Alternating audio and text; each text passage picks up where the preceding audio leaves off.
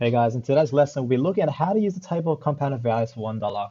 This simply means we're looking at what $1 grows to at specific rates, which are 2%, 5%, 8%, and periods of 1 through to 7.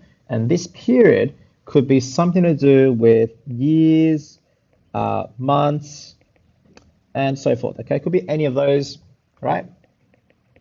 So let's just say, for example, I look at what this actually means, or how this is actually calculated in the table. We know our formula A is equal to P times 1 plus R to the power of N.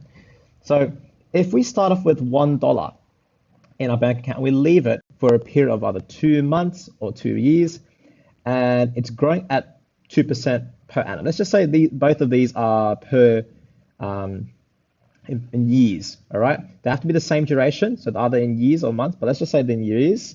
So in 2 years' time, what's going to happen to $1 if it's raised by 2% per annum?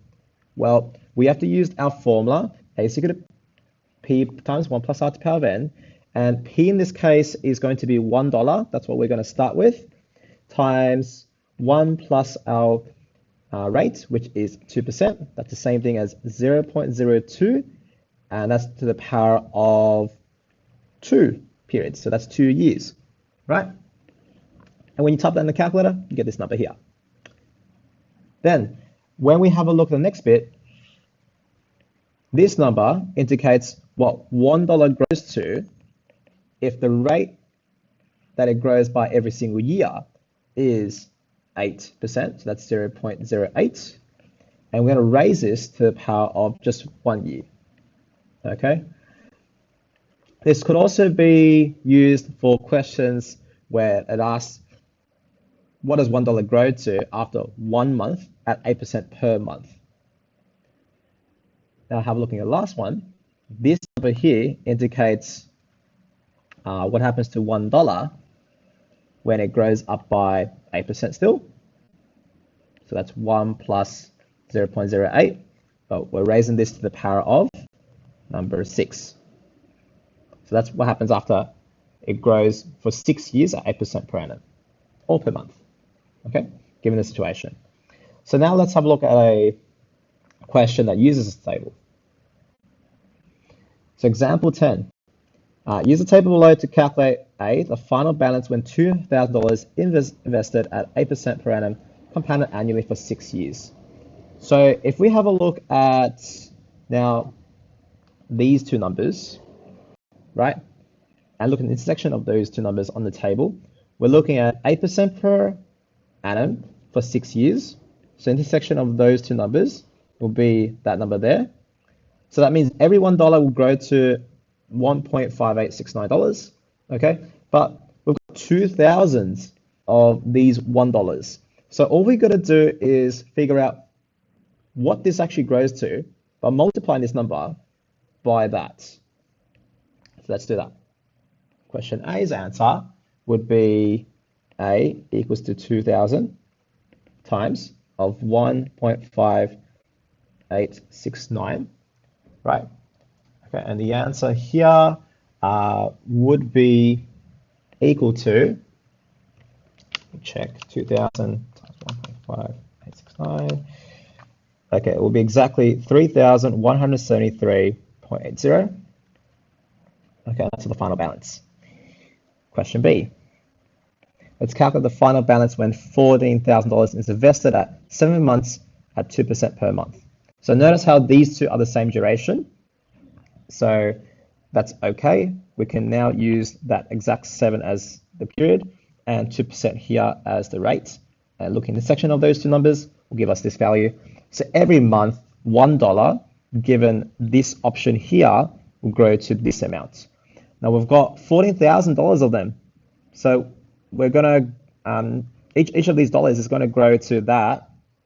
So we're just going to multiply 14,000 by 1.1487, right? And that will get us 16,081.80. Now C is very important because the question is now slightly changed. It's not asking for the final balance anymore.